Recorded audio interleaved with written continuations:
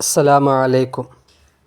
ബഹുമാനമുള്ളവരെ, കഠിന പ്രയാസങ്ങൾ അകപ്പെടുമ്പോൾ, യാത്രയിലെ ബുദ്ധിമുട്ട്, പ്രസവം തുടങ്ങിയവയിൽ പ്രയാസങ്ങൾ അനുഭവിക്കുമ്പോൾ ഈ ദുആ തീർച്ചയായിട്ടും നിങ്ങൾ അധികരിപ്പിച്ചു കൊണ്ടേയിരിക്കുക.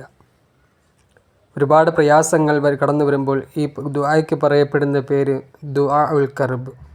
പ്രയാസങ്ങൾ അനുഭവിക്കുമ്പോൾ ഈ ദുആ തീർച്ചയായിട്ടും നിങ്ങളുടെ ജീവിതത്തിൽ നിങ്ങൾ ആവർത്തിച്ച് പറയണം.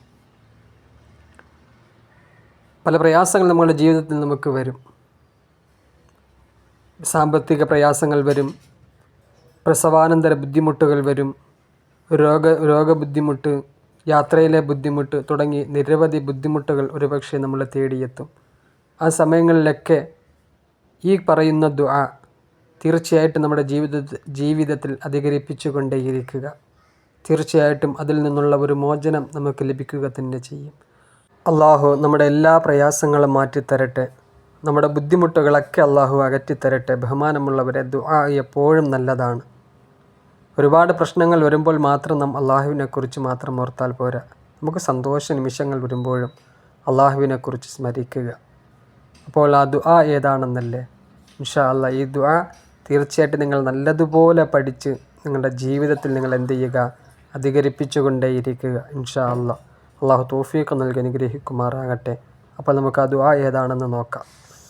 ലാ ഇലാഹ ഇല്ലല്ലാഹുൽ അലീമുൽ ഹലീം, ലാ ഇലാഹ ഇല്ലല്ലാഹു റബ്ബുൽ അർശിൽ അലീം, ലാ ഇലാഹ ഇല്ലല്ലാഹു റബ്ബുസ് സമാവാതി വ റബ്ബുൽ അർളി വ റബ്ബുൽ അർശിൽ കരീം. ഈ ദുആ തീർച്ചയായിട്ടും അധികരിപ്പിക്കുക. എല്ലാ പ്രയാസങ്ങൾക്കും വേണ്ടിയുള്ള ദുആയാണ്. ഞാൻ തുടക്കത്തിൽ പറഞ്ഞതുപോലെ രോഗബുദ്ധിമുട്ട്, പ്രസവാനന്തര ബുദ്ധിമുട്ടുകൾ, യാത്രയിലെ ബുദ്ധിമുട്ട് തുടങ്ങിയ നിരവധി ബുദ്ധിമുട്ടുകളിൽ നിന്നും അള്ളാഹു നമുക്ക് കാവൽ നൽകും ഇൻഷാ അല്ലാഹ്. അപ്പോൾ എല്ലാവരും ആത്മാർത്ഥതയോടുകൂടി ചൊല്ലുക. അള്ളാഹു തൗഫീഖ് നൽകി അനുഗ്രഹിക്കുമാറാകട്ടെ. ആമീൻ യാ റബ്ബൽ ആലമീൻ. അസ്സലാമു അലൈക്കും വറഹ്മത്തുള്ളാഹി.